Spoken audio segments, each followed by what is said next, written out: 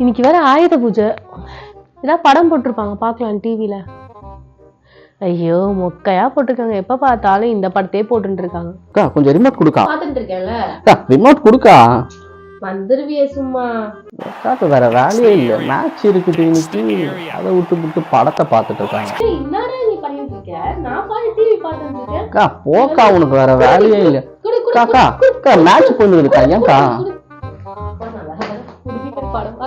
செம்மையா விஜய் படம் போட்டிருக்காங்க பாக்கலான்னு பார்த்தா இந்த நேரத்துல வீராட் கோலி அது இது கிரிக்கெட் பார்த்துட்டு இருக்காங்க. இந்த பையனுக்கு வர வேலையே இல்ல. அச்சச்சோ என்னடா இது?